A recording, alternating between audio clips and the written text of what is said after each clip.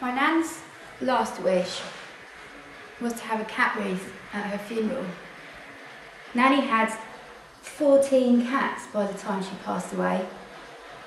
She absolutely loved them, and they lived with her, not just like sleeping at the bottom of her bed, but they slept in her bed with her. They were like her friends, and she loved, any waif and stray. She used to scoop them up and cherish them as her own. And that was her, that was who she was. And the thing is that I just bloody hate cats. I really, really hate them. And we heard about this wish, I just thought, it wasn't said to me, it was said to my stepdad. I just thought, that just sounds a bit naff. But it was her wish, so we had to go with it. And it made me think at the time about when I was younger and we used to go and visit Nanny, and I dread it, I used to really hate it. I liked her coming over to see us, that was fine, in our own house and everything. But going to see Nanny, it was like you were in the car and you were gripping on for dear life, and you just didn't want it to come, that moment when you turned in the car into the road and you'd approached the house, because what I really hated about the cats was the smell. And with 14 of them, catness was just in the air, it was there, and as we turned the corner of the road and went up the road, it just hit you. Even before you got near the house, you could just got a sense of it, you were embodying this sense of catness, it was just there. So I used to just hate it.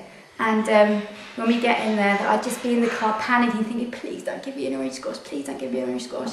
Because what was the worst thing about having orange squash from Nanny was, quite often, when I was given a glass of orange squash, was that I'd have to close my eyes tightly and then just sort of open one eye nervously, and there would be, quite often, a lingering cat hair on the rim of the glass.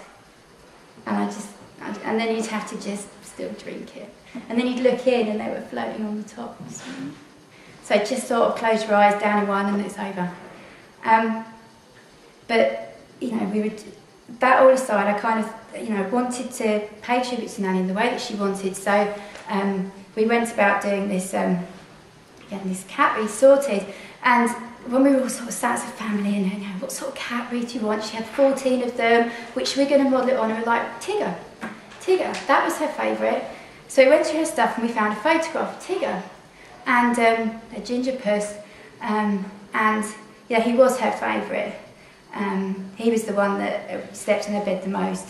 So we just thought, we'll do it with Tigger. So my stepdad goes to the florist the week before the funeral and takes a picture of Tigger and said, it might be a bit of a strange request, but could you do this for, as a cat, could you make this into a nice floral tribute for my mum?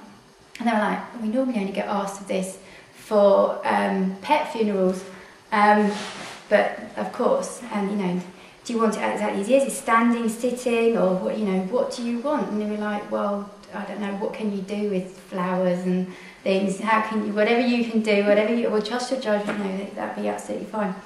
So that, that's all arranged. And then the day before the funeral, my stepdad goes to pick up the cat wreath, and he rings me up and he said, I said, oh, how's the cat wreath? Is it all right? He said, not quite what I was expecting. And we were like, okay, we'll go with now, just whatever it is. So the day the funeral arrives, and it's a solemn occasion, and we're all in black and neutral makeup and everything's straight hair and short back and sides and everything. And we're standing outside Nanny's house, on a line of us, and my sister's one end and I'm at the back of this line of people, and I suddenly see the hearse coming down the road. We're all standing there, very kind of like, sort of, you're kind of avoiding looking at people, aren't you? And you're kind of trying not to, you're trying to hold it decorum and all that, everything very solemn. And the hearse comes down the road, and I suddenly hear a squeak, and I look round and I realise my sister is sniggering. And I'm like, what is she laughing at? And so I realise the hearse is going down, and what happens is the hearse is coming down the road, there's like a Mexican wave of sniggeringness. as I realised, and it's something to do with this hearse. And I'm like, oh my God, what, you know, this is Nanny's funeral, it's coming down the road. So the hearse comes down and it comes to me, and I'm right at the back, because I'm the last one in, or whatever it is. And I can't see the back window isn't as big as the side, so I can't see until it's opened. And there it is. And is it roadkill? Is it Vagpus? Some unexplained thing? We're not sure, but out comes the cat wreath. And I just get the most uncontrollable hysterics, and I cannot control it, and I'm just really laughing and I'm just like, cannot hold it together. And I'm really trying, and you're doing those things that people tell you, like screwing up your toes, and you're holding your hands in your pockets, and you're doing all those things that you think will help you calm down, but it won't. So I kind of just try my very best, and we go into the ceremony, and I can't even look at my sister because that would just make me even worse. So we go in and we sit down, and I'm on the end of the aisle, and I'm really near the coffin, and it's just, and I can see it sat on there, and I'm just really trying to hold it together, and I just really can't. So I had to say to my mum, I don't feel well, and I left. And I feel really bad about that, because I just couldn't hold it together because of this thing there. And I don't know if it's the occasion or anything, so I had to just leave, and I feel really bad. And the next week,